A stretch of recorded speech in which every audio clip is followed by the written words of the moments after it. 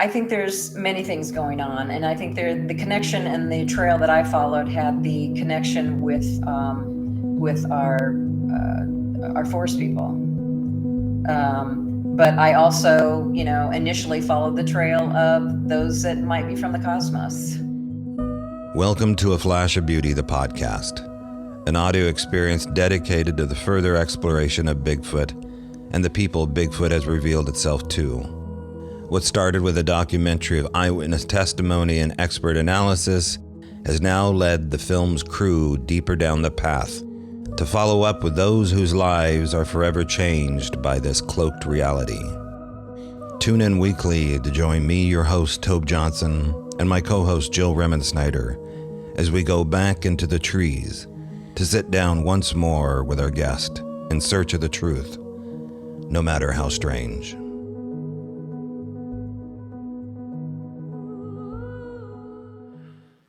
All right. Hello, Jill. Hi, Tobe. Hey. So today's guest is, for me, an exciting one. It's our guest from A Flash of Beauty, Paranormal Bigfoot, once again, Marcia K. Moore. Just to give a little bit of a preamble on her work, when I met her, she was involved with the Paracas skulls. She was doing a lot of work with what she calls the longhead people, which are absolutely a legitimate something else other than human. And we talk a little bit about that, but for the most part, we kind of just meet Marcia and talk about what she's doing with her new artistic ventures. What do you think, Jill? It was great. I mean, we did feature Marcia in both documentaries, and I think her stories in part 2 were just phenomenal. If you haven't had a chance to watch A Flash of Beauty, Bigfoot Revealed, and the sequel, A Flash of Beauty, Paranormal Bigfoot, I highly recommend you watch those before you watch the podcast to learn more about Marcia. It'll really help give some context.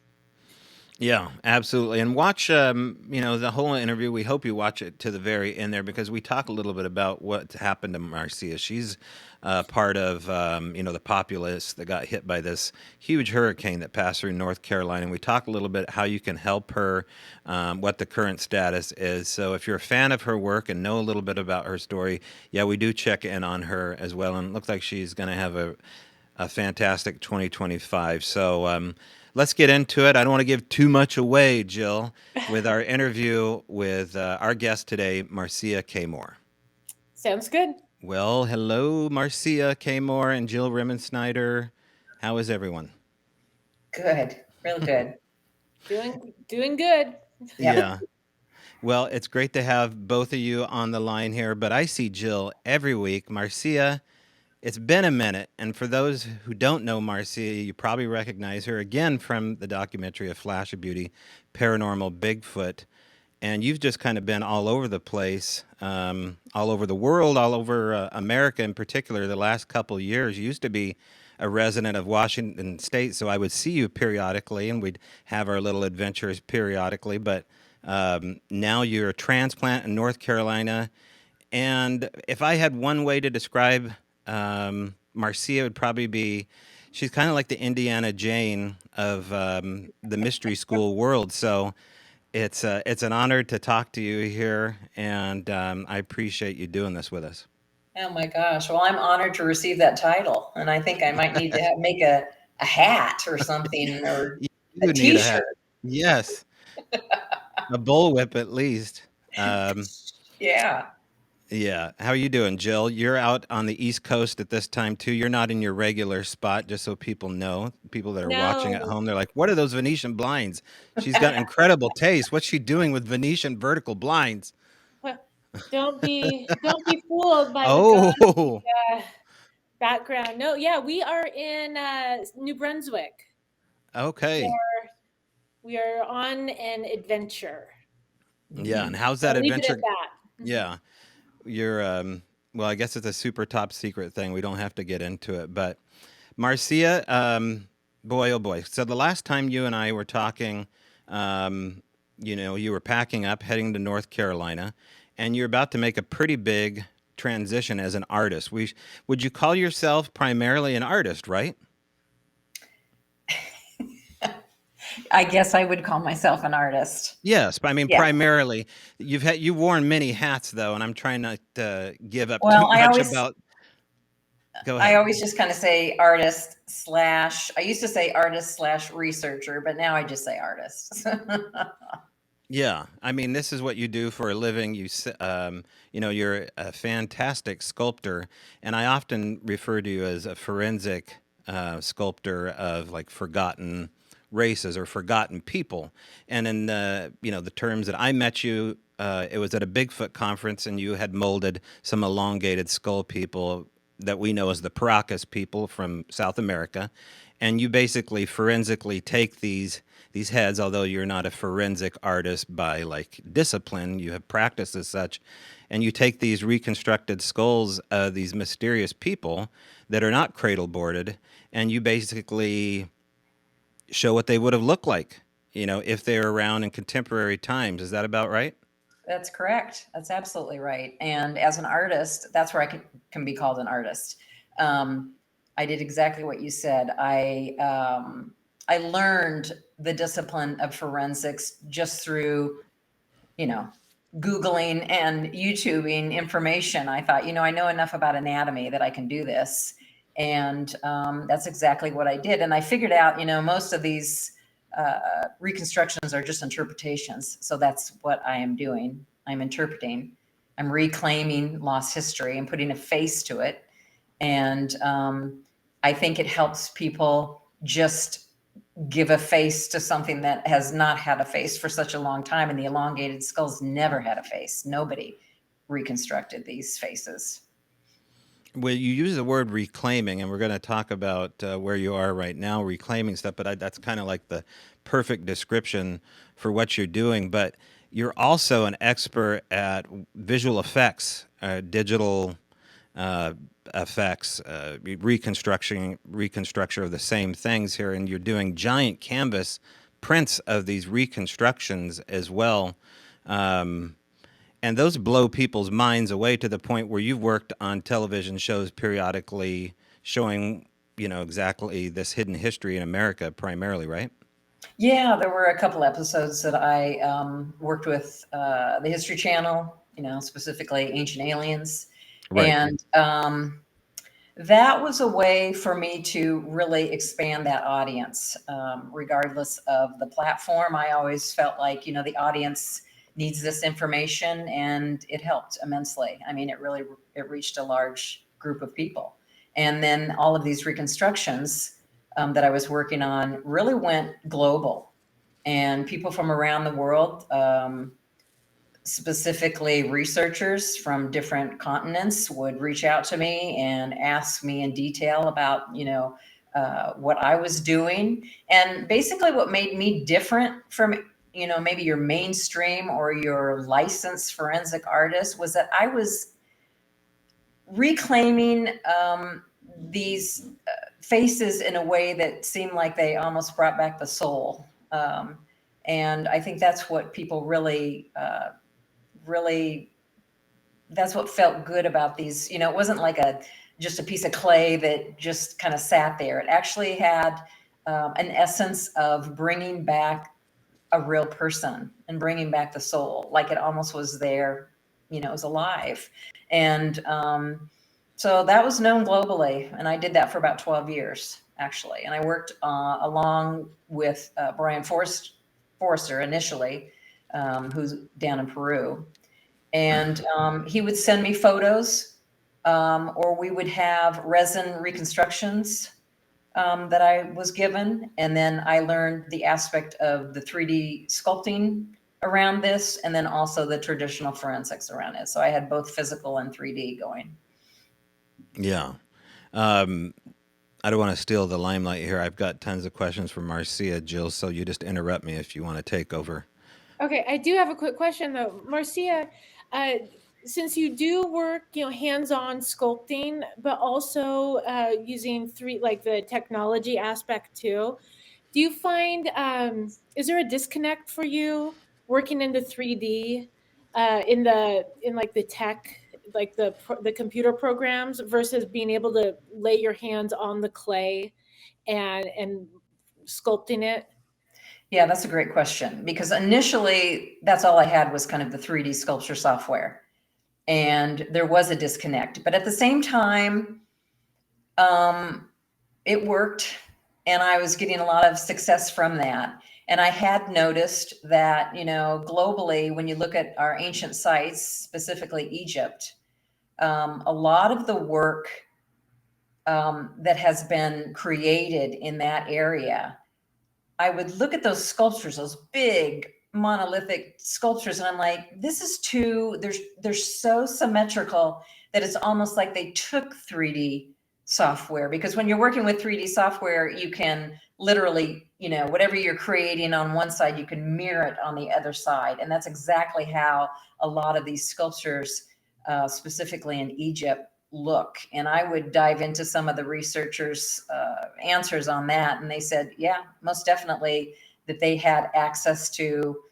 something, laser or software or something that was creating a real perfect form, because they created so many of them. But to answer your question, then when I got into the anatomy of hands-on, then it became a whole different ballgame as far as really feeling and getting in tune with the structure of, the skull, and laying the clay on top of that. That became a real connection. It really did. Got most of my answers from that connection. Regarding your work here too, and we'll just keep using this word, reclaiming these cultures, these forgotten cultures, and some would even say fictionalized culture, especially when it gets into the Paracas debate here. So just quickly run down for the newbie here that doesn't know about what these Paracas skull people, what these people from the Black Sea, red-headed giants of sorts with these elongated skulls. They know a little bit about cradle boarding. Tell them the difference between what we're looking at here forensically and cradle boarding. Well, those that were emulating those that had the natural elongated head, the naturally elongated head had anomalies. That's why it was an anomaly that was so unexplainable. You had, not only the expanse of the cranium that was, trifold sometimes from that of a human that is emulating that head shape. You also have large sockets. The eyes had large sockets, the jawline, the teeth.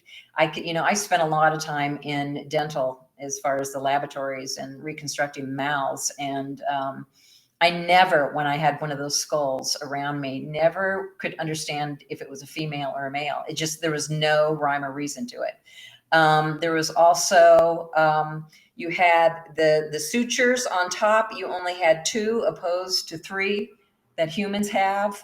You have the foramen magnum, that is the connection between the neck and the skull was moved back an inch from that of a human, meaning that the skull and the body probably had a very interesting balance, those that were natural.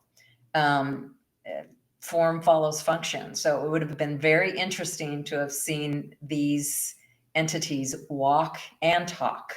Maybe they had a lower or higher pitched voice, and I'm sure that the walking was kind of an S curve shape. And then also, oh gosh, I just kind of lost my thought there. You're just going over the anatomy of the Paracas people. Yeah, there was something that I wanted to point out about, there's only really 4%. This is what I wanted to hit upon. There's only 4% that have been found that are of a natural elongated head shape. So the rest that we're finding are those that have emulated. And you find these skulls on every continent on the globe. So there was a lot of people that were emulating this head shape. And I specifically followed the trail to the Pacific Northwest, because here in North America, you found it within the indigenous communities everywhere, not even just the Pacific Northwest, but it seemed to be everywhere. Is there any evidence? Now, this is usually on the female side, correct? When people do the emulation, you don't usually see it on the male side as far as like the First Nations chief. It would always be a female from my recollection. Is that correct? Well, when you get up into the Pacific Northwest, you do see that, you know, there's a class system in that area, and you will see those of a higher class, male, female, have that head shape. But you mostly and mainly will see the females with the head shape. I mean, regardless of class, you will see that the females are taking on that head shape. Yeah, of note too, real quick, Jill, I know that this will be of interest to you because the Kalapuya tribe was one of the last tribes, I believe, Marcia, down in Oregon in Cottage Grove that did some of this cradle boarding. I think people can look it up, Kalapuya longheads, which was kind of the coined term that we describe these Paracas type skulls with here. So the DNA results too, Marcia, coming back on these skulls here is worth mentioning here because it's not coming back exactly human. Is that right? Yes, no, it's not. It's But not. that's pretty bizarre. I mean, because they seem like human skulls to a great degree, but just given the fact that the genetics could be different here. I mean, is your instinct right now that this is tied to Sasquatch or the Star People or something altogether different? I think there's many things going on, and I think the connection and the trail that I followed had the connection with our forest people. But I also, you know, initially followed the trail of those that might be from the cosmos. I mean, it's a pretty, you know, for me as an artist and one that's kind of, you know, relies on being kind of tapped or tuned in, and letting everything channel kind of through me, so to speak. It's a no-brainer. I mean, it just, the connection is there. So, I mean, maybe I have artistic license to say that, but it's like, you know what? It's a no-brainer. So we need to start just getting, starting to open the door a little bit in that arena, because there's more to this than just being human on this planet. Marcia, I'm curious, what are you finding to be the majority of the oral history that's being passed down surrounding the elongated skulls? Are you seeing patterns? I know you said that you lean towards the forest people, the Sasquatch in the Pacific Northwest, but are there story is the history, like say in the Southwest or in South America, how are those differing, or do you know? I really, to be honest with you, I focus mainly on North America because I've always followed instinctively an indigenous trail. And I'm very connected, of course, because this is where I live and this is where my creative roots are here. So the trail for me has always been through the indigenous stories and legends.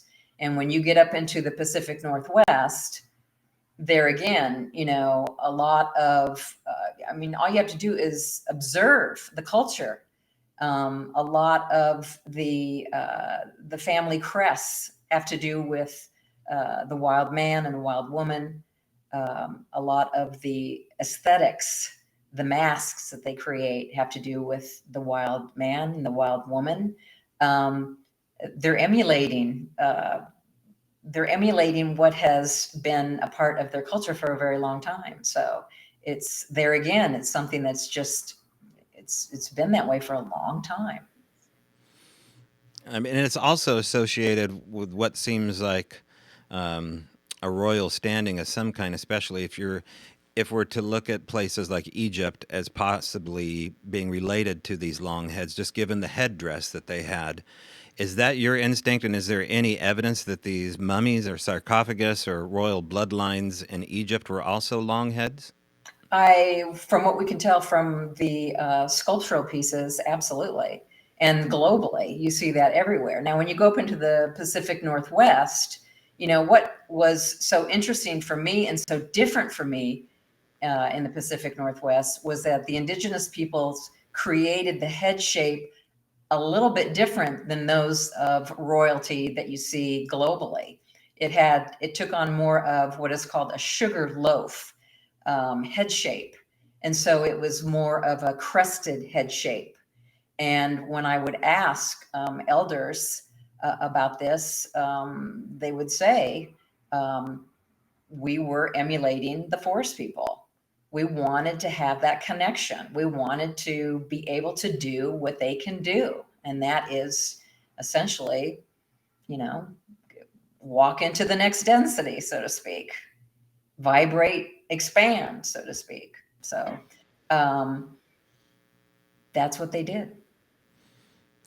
Jill, the other day, you and I think it was yesterday, if we're going to go back and tell the whole truth here, nothing but the truth, we were doing a live stream, and you and I were talking about automatic writing.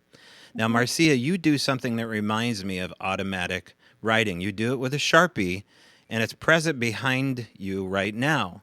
Yeah. So my question to you is, when someone's doing a reading or an intuitive moment is happening for someone who's gifted, let's say, talented and gifted, they start to scribble in order to get themselves into the groove. In the case of, I believe it's Tyler Henry, he just sits there and wipes his pen back and forth on a blank piece of paper. Is that what's happening to you to some degree when you're doing these Sharpie works? Do you find yourself getting in an altered state? Well, absolutely, because when you do that, you're connected to the moment, and when you're in the moment, where we're supposed to be living, we're not supposed to live way out there or way back there. We're supposed to be right here. And when you do that, and when you start connecting with a tool like a Sharpie or whatever you're using, the repetition of this and the connection to this starts, it starts creating itself. There are no thoughts. You're not thinking. You're not thinking, oh, I'm going to do this, I'm going to do that. You're just letting it perform, and it's coming through you. And a lot of artists will tell you this: when you are, when you're in your purest form as a creative person, you have no thoughts. You just let it go. You just let it create itself. And that's exactly what I do with the sketches and the journaling that you've seen, and you and both have some of my sketches. So it's like, that's what I do. Yeah, most definitely. That gets you there, and that gets you information, gets you a lot of information. And it can be, it's your information. I'm not going to, if it resonates with somebody else, that's great. That's the magic of creativity. But essentially it's for you. Anything that is given to you as you're scribbling or as you're writing, that information is for you. So meaning that we perceive and receive, we all receive differently. So I might say something or scribble something, and someone else will not resonate with that at all, but you guys might resonate with it completely. So that's the magic of being creative, for sure. Jill? But everybody can do that. I've just done it a million years. Only a million, gee Yeah. whiz. Anybody can do it. As an artist, everyone, people will come up to you. I'm sure they've come up to you, Tobe, when you're doing your work, and they're like, well, I can't draw. I definitely can't with a draw. ruler. And I'm like, well, I can't either. But Yeah. it's what it is just day to day. Mm-hmm. You become good at anything that you do day to day. So that's what I have done over the last 12 to 15 years. Before that, I was a little bit of everything. So Marcia, I want to ask, and Tobe, jump in and make me hit the brakes if I'm getting ahead of myself here. But so we've talked about your connection to the Pacific Northwest with the indigenous people. And I'm curious if now that you're in North Carolina, if you've been able to find that same connection and resonance that you were feeling when you were up in Washington. I have been, to be honest with you, overwhelmed in phenomenal ways and overwhelmed in crazy ways since I've been here over the last year. And I haven't had the opportunities like I would like to really get out and experience what I did experience in the Pacific Northwest. It was phenomenal up there, and I will carry that as a footprint with me for the rest of my life. I would say that, the Appalachians is, and one of the reasons why I wanted to get over here was this is one of the oldest areas on the planet. The riverways are as old as the Nile. The rock formations, all the minerals, all of the forests. This is an old part of this world. And when you get here, and I'm going to have to lay this out in the only way that I can speak it, there seems to be so many different timelines that just kind of they're just one right after the other. And it's when I first moved here, the timelines, because when you're an artist, specifically with the work that I do in reclaiming lost history, I'm rooted to where I am. So in the Pacific Northwest, I was rooted, my feet were rooted and connected to the information that was in the Pacific Northwest. Now I'm here, over here in North Carolina in the Appalachians, and my feet are rooted to the area that's here. But in order for me to get rooted here, I had to dive through a lot of timelines that just were, specifically, let's say I had to feel and experience the Native American timelines. I had to experience the African American timelines. I had to experience the religious and, the religious timelines here. There's so much interruption from current history that it was really hard for me to root myself and get myself down into the core of being here and feeling the ancientness of this. And I hope that makes sense. It Well, wasn't easy. that's a And very deep statement that you made there, and it might not make sense to some people because they're not talking as though their words are paintings. But like as an artist, I totally connect with what you're saying there. So, I mean, do you find yourself kind of in the position where you have to kind of choose your pack a little bit here because there's only so many people that actually can deal in the world we're talking about? yeah, absolutely. I mean, and I've always been like that. That's the way that I get my information, and that's how the creativity starts to flow. Hmm. So in getting here, I had to really work through those timelines. And then once I worked through the timelines, I went out into the Pisgah Forest, which is, the entrance to the Pisgah Forest is like a half a mile away from me. And, this is the cradle of forestry. This is where, there's so much as far as the way of trees and different species. And it's quite amazing. It's kind of a smaller version of the Pacific Northwest, to be honest with you. It's kind of like a rainforest out here in this area. And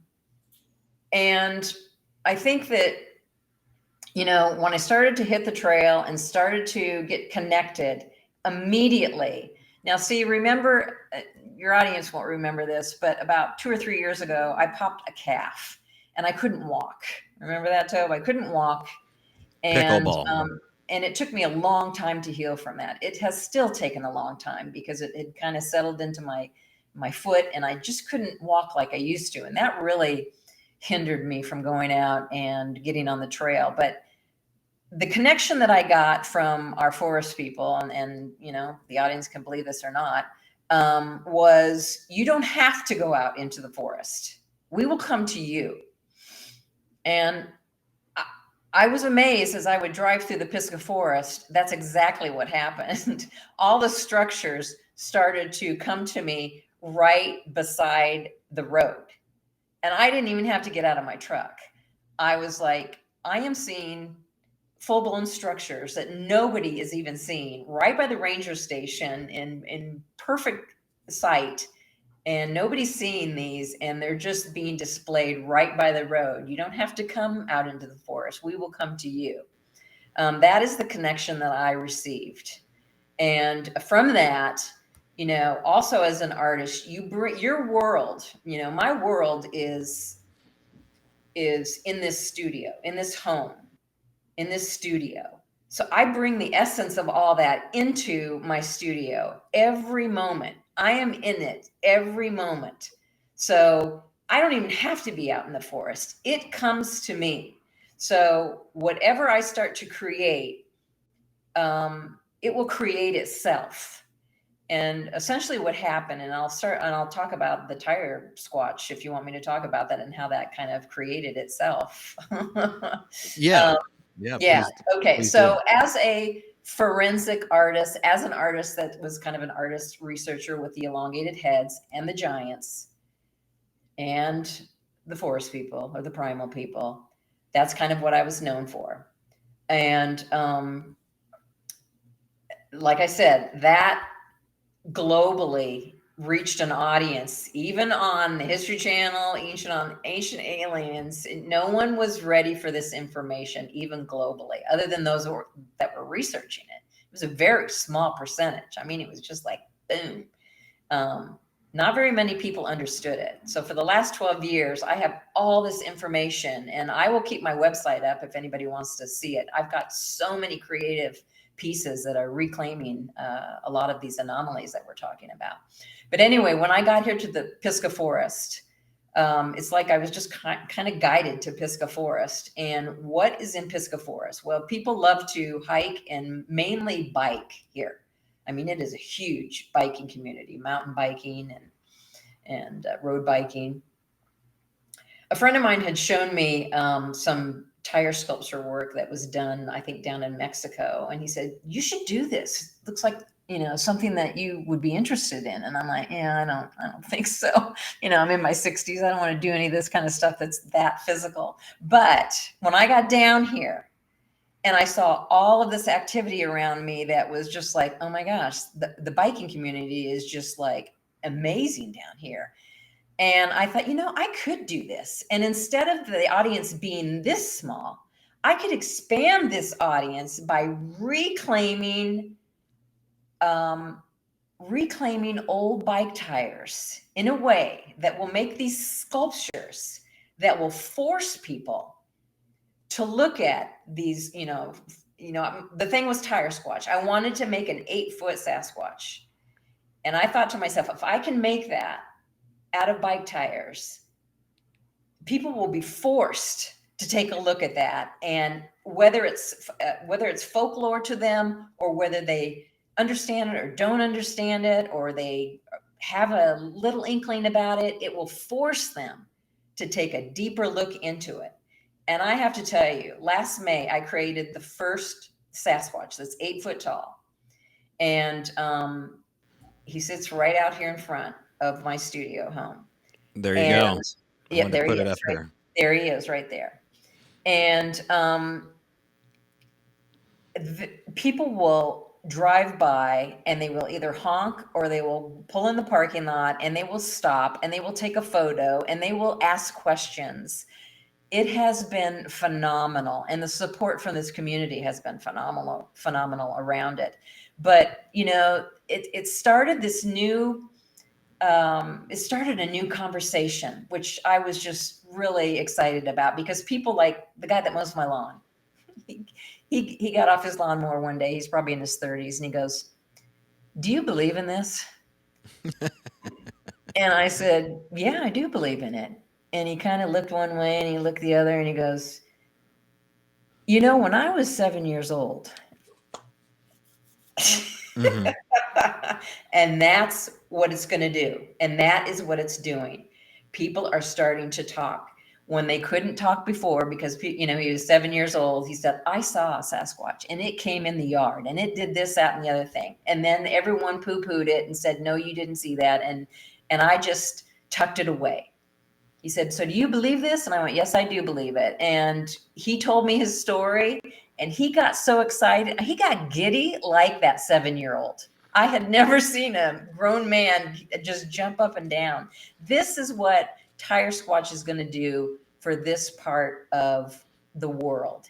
It is going to start expanding the thought of, is this folklore or is this real, or I have a story and I need to share it. And I think this is going to go far beyond just making sculptures out of tires. I think there's going to be, I don't know, I just really foresee a connection of people, a lot of people, like even conferences that are going to start happening here that are going to include this Tiresquatch, everything that's been wrapped up around Tiresquatch. So I'm also including all of the North Carolina animals. So I've been doing the black bears, and I've been doing the deers, and they've got the feral pigs, and I've been doing that, and that's a real hit too. But mainly the Bigfoot, the Tiresquatch is to let's dust off Smokey the Bear. I'm hitting mainstream now. Let's dust off Smokey the Bear, and let's bring in an icon that takes you into the forest and helps you remember who you are, and helps remember that, and to be mindful of where you are, and that these are living forests. And if you get connected with these living forests, you never know what the story might be for your, when you're out there hiking. You might have a connection that you've never had before. So, and I feel like that's kind of where this is all going. So I'm totally excited about it. Totally excited about it. So now your Tiresquatch has a name. What is your Tiresquatch's name? I know it has a name. Boojum. Boojum, what does that mean? Boojum, normally I would go with an indigenous name and a legend. And here in this part of the world, you have the Cherokee. Correct. And I could have done that, but I said to myself, I'm not going to do that this time. I am going to hit the Appalachians, and I'm going to hit the Appalachian people, because they make up a lot of the population here. And I want to hit on a legend or a story that they have. And they have the story of the Boojum. And the Boojum is the wild man that collects all of the largest emeralds and gemstones here in North Carolina. So he goes around and he gets all these huge gemstones, and he, that's kind of the story behind him. So I just wanted to bring that into this part of the world, and people have really appreciated that as well. So interesting. So he collects rocks. Collects gemstones. I know a lot of ladies would get along good with this guy. And I think that was an aspect of the story as well. Marcia, he got along pretty good with the women. So we have a lot of people who reach out to us and even comment on the channel and on our Facebook page from North Carolina about their encounters. And again, just like when we started this project for Brett and I, like, we didn't realize the Midwest had so much activity, or the South, the southern states. And so, of course, when we heard about sightings in North Carolina, we're like, we had no idea what kind of reports or what kind of stories are, and if I'm sure there's some sort of confidentiality or NDAs that have gone on, in front of Tiresquatch, but is there anything you can share, any common themes? Well, the common themes are, again, pretty much like, our indigenous peoples. We're friends. They're our neighbors. Those are the common themes. So the stories around them are, and as of late, there's a lot going on here in North Carolina and South Carolina. I've noticed the mapping project has picked up a few of the South Carolina encounters as of late. So a lot is happening right now. What I've learned from being here for a year is that the people that live back in the backcountry, that live in the hollers, that live in the mountains, they love to tell stories, and they will sit with you for hours and talk to you about their encounters. And I think you need to come over here, Jill, and check this out, because I think there's a lot of information here. I really do. And I don't know specifically what I could give you, other than, people have been coming up to me and just asking, do you believe in this? And then they will, it takes them a little while sometimes, but then all of a sudden they'll go, this happened to me. And I went, why did you wait for 20 minutes to tell me that? It's like, you should have just they're still kind of just real, they don't want to talk about it too much, but the ones that live back in the mountains, they'll talk to you about their experiences. They'll tell you because they know these mountains like the back of their hand. Yeah. There's a lot going on here. They'll talk to you about, there's kind of a resurgence of the panther, the Black Panther in this area. And they will talk to you about that. Mhm. And they will talk to you about a lot of different anomalies, not just the Sasquatch. Yeah, the black cat phenomena refuses to go away. And it is a little bit of a sidebar here, but not really, because the Sasquatch opens up this entire ecosystem of the supernatural, the lights, the ghost, other cryptids. We were talking about dinosaurs the other day and how that's a possibility as well. And this Black Panther thing to me is extremely interesting, and that's around the Mount Pisgah area as well. What's kind of fascinating, right, is the fact this word Pisgah refuses to leave. My mind. I grew up in Pleasant Hill, Oregon, underneath Mount Pisgah, and Mount Pisgah was where the hairy man was coming, bypassing through the Willamette River through the Willamette National Forest and McKinsey area there. It's just a well-known bald mountain that overlooks I-5 north and south. So what's inherent about that word Pisgah? Is that important to the story? I don't know. I mean, the Pisgah, I researched that word thinking it was probably an indigenous word, and it's not. I was looking it up online here. It looks like it might be Hebrew. It is Hebrew. Yeah. And it means your highest ascent, so to speak. It's yeah. So that we're wandering into these Hebrew words constantly in Bigfoot areas, which is kind of a fascinating sidebar subject once again, but put it in your gray box once more. While we're on the subject of Boujon, which to me almost sounds like it might be like from Louisiana. It kind of sounds like within the same kind of French vocabulary to me, but I don't know about that. Would it be the Seminole down there that would maybe migrate up with the word Boujon? Boujon? Yeah, am I saying it wrong? I think this is specific to the Appalachia people. Okay. And I'll do a little research on that. I'm not 100% sure on that, but I don't think it has any relationship to the indigenous languages. Yeah. Boojum as in boojum, boojum, boogeyman. Yes, boo. Okay. Yeah. Nice. Speaking of your Tiresquatch statue outside here, it was one of the things that stood up against this mighty hurricane that passed right through you. In fact, the studio behind you, you're in your studio right now, was under, over a couple feet of water not even 30 days ago? Yeah, 50 days ago. Was it 50 days ago? Okay. I just got up and running.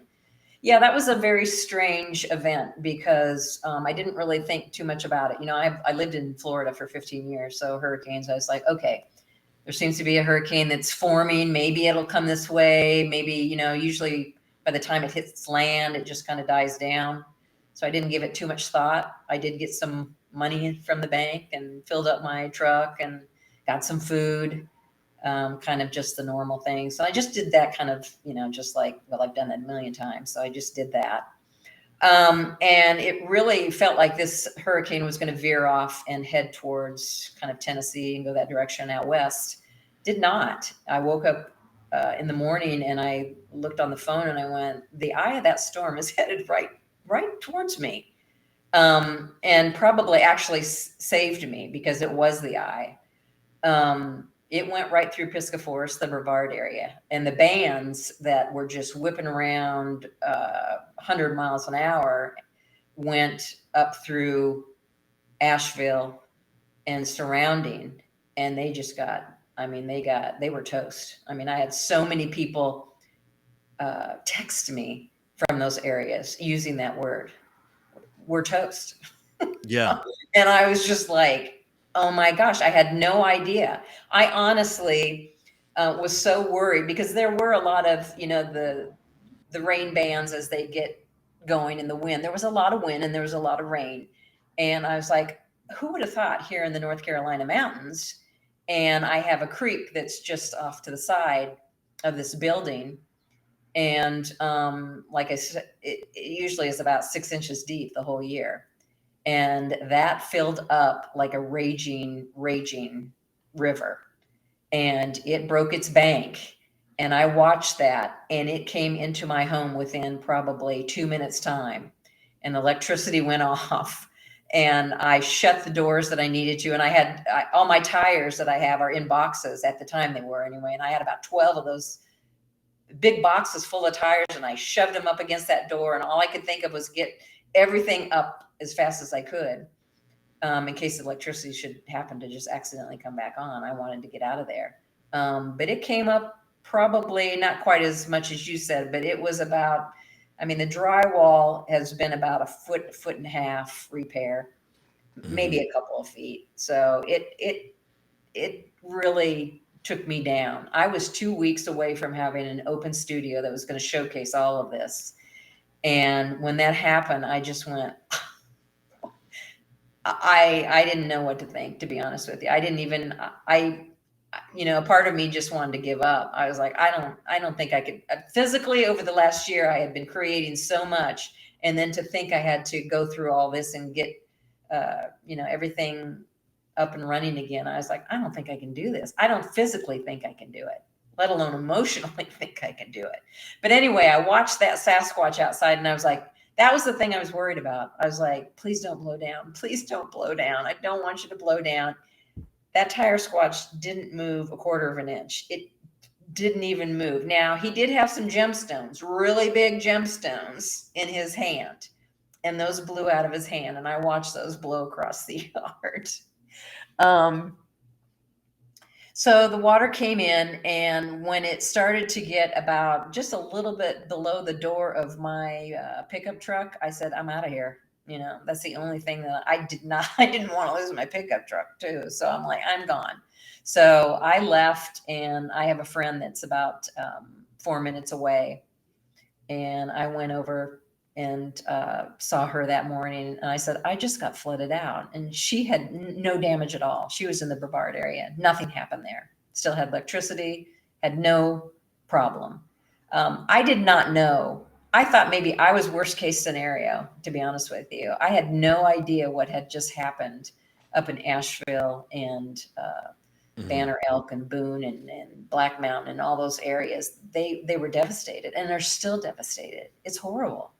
It's really bad. I mean, I don't think that, I have never lived through something like this before. So it's like, it's so surreal. And I can see why people, they don't want you to forget this, because it's like, you can't forget this. This is in our face still. It really is. It's not resolved at all. I mean, it looks like a nuke bomb went off. Like it looks like Hiroshima in parts of it.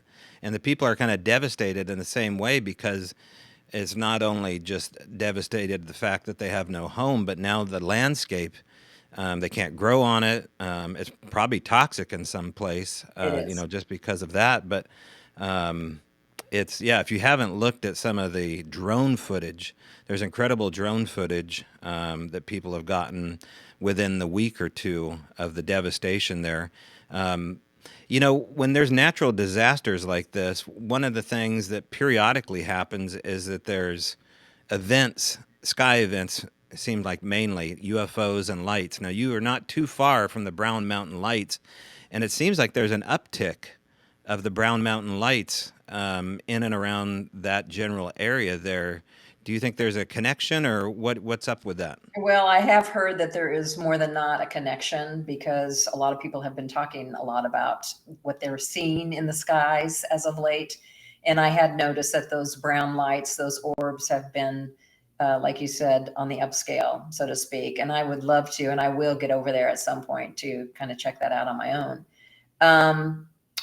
Even last night had the same kind of effect that you had, Tobe, that you posted, with kind of this pulsing red light that seemed like it was coming from the Asheville direction, and it just didn't give up. I was like, what in the world is going on? And when you posted that, I went, oh my gosh, that's exactly what I just saw. They're seeing a lot of things in the sky right now. And some of that is drone. You have to know the difference between a lot of our, our police, they have huge drones that make the rounds. But more than not, there's a lot of activity going on, a lot of activity up in the cosmos. The land here is compromised, meaning that there are still, mudslides that are happening. And a friend of mine, just told me yesterday that he heard a huge crash, and him and his wife went down the mountain, and up on another mountain next to them, there had been a landslide. So it's just so compromised. You just don't. It's changed so much. You're just, there's so much going on. Friends of mine that were in the art district, it's very prevalent, the art community here. And so interesting that I got taken down as an artist and all the art communities got taken down. I'm like, why is all the art disappearing? The art district up in Asheville had 27 to 30 foot waves that came through. Think about that. A 30-foot wave coming down, you have no time to think And you're about in it. the mountains too. It's not like you're low elevation here. So these people have been up there for generations of families. They've never seen anything like this. They've seen hurricanes, they've seen tornadoes, but 30-foot waves is like Point Break stuff. Like this should be out in the Atlantic or the Pacific. Yeah, absolutely. And that's exactly how it was. And that's exactly how it took out people. And when they talk about the numbers, and I don't like to talk about the death because, I haven't seen specifically, but I can gauge from what I've seen environmentally and what I've seen through stories of the people in the community. When they talk about 250 people deceased, I'm like, yeah, I don't think so. I mean, there was rumor, and I don't think it is rumor, that there were at least 10,000 body bags that had come into the Asheville area, and probably even more. I don't know specifically. I don't, I just know that more than not, people in this area will say it's not just 250. Right.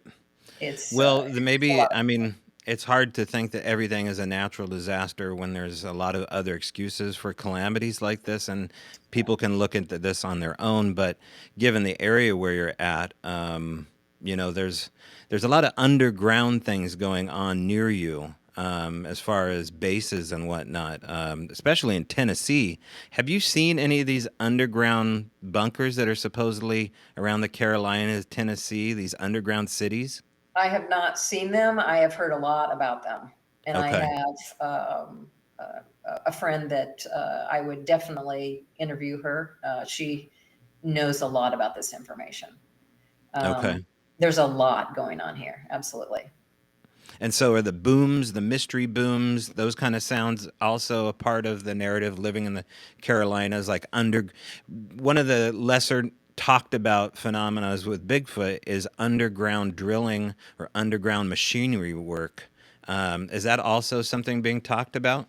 I think it is being talked about. And again, my friend, that I will give you that information, would make for a wonderful podcast. She's got a lot of that really deep down the whole information.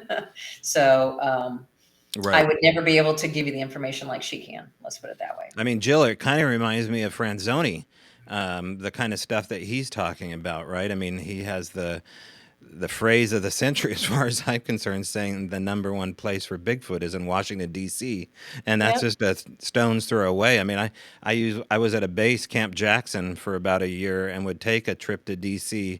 within, I think, 7 or 8 hour period. It's not that far. The East Coast is a lot different than the Northwest. Everything is smaller and closer together, so you can get to places Right. a lot quicker. Jill, you're kind of in that territory. Yes. Why, just today we drove from Boston to St. John's, New Brunswick, just like Yeah. that. Marcia, I'm wondering, a lot of people, when Mount St. Helens erupted, after this huge natural disaster, everyone was talking about, well, not everyone, but a lot of stories exist about military evacuating injured or body recovery of deceased Sasquatch. And I'm just wondering if in time those types of stories are going to emerge in North Carolina and some of these areas that were hard hit in forested communities. I think those stories are starting to come to the surface, actually. I would not be the one to tell you about those, but there are stories out there that are coming out. And yeah, there's a lot going on here for sure. Marcia, you had a crowdfunding going on to support you. Is that crowdfunding page still up? It is still up, and Okay. I am beyond thankful for everyone that has supported me through that. A friend of mine set that up for me, and I can't thank her enough, and I can't thank the supporters enough. That really got me up and running. It is, and I'm taking anything that is of, I think we're up to about 90%. And if we were to get up to 100%, any of that money that comes in, I am giving to displaced artists, especially those up in the Asheville area. I've already started to do that, and I will continue to do that. And anybody else that I think is, really needs it. There's so many people that are displaced right now, and they're still finding people. So a lot of people are intense. It's getting cold here. And if I can give them a little cash, I sure am going to do that for sure. Now, is it associated through Tiresquatch? How did they get a hold of Actually, on my Tiresquatch page or through Facebook, you will see a link for the GoFundMe. But on Tiresquatch, there is a page that says Hurricane Helene. And if you go there, you will see the link for that GoFundMe. Okay. Well, make sure to do that if you can. This just kind of spider webs out to other causes too. Like you're saying, if you can help people based upon the resources that are coming in through Tiresquatch, everyone just needs to network because these people, like you said, it's getting cold, and it's not always about Bigfoot, right? It sometimes is about human relationships as well. Yeah, And I so got to tell we you. kind of have to remind ourselves of that, along the way here. Yeah, it's community, and it's other states communities that have come in and helped the people here, to be honest with you. West Virginia, the coal miner guys came in here and they're building roads. You've got the Amish people from Pennsylvania coming down and building houses. You've got the churches here in this area that have helped me immensely. They're, through the disaster. So it's like everybody has, been helping. It's been quite phenomenal. So What's coming up for you? Now that things have changed drastically, everyone's kind of healing and rebuilding right now. What does 2025 look like for you? Do you have any idea? I think it's going to be phenomenal. I think that this rebuild for me and Tiresquatch it just has taken on a new life. It really has. And so I believe that it's just going to be a phenomenal experience. Can I give you any examples? No, but I really do believe it's going to be great. Yeah. Well, you're probably right. I think you're right about that. I think we're all looking at a better year, especially than last year. So here's to 2025. Our guest tonight is the great Marcia K. Moore with Tiresquatch. You can still check out her work with the elongated skull stuff over at CMR Studios. Correct, Marcia? Or Marcia K. Moore? Please do. It's a long page, but it's called Marcia K. Moore, cmrstudio.com. And on that website, you will see pages and pages of reconstructions of all these anomalies that we've been talking about. So if you don't know what this is about, go check it out and then do your own homework around it, because you will learn a lot about all the information that we have not been given this life or many lives before. So retrieve it, use it. I love it. All right. That's it for us tonight. Thanks again, Marcia. Thank you, Jill. And Thank of you, course, guys. we will see you next week. This has been a Resonance Production podcast. If you have questions or comments, you can email us at bigfootrevealedpod@gmail.com. Also, don't forget to like and subscribe for weekly podcasts coming up in the future. If you're just discovering the Flash of Beauty universe, you can watch our documentaries on most streaming platforms.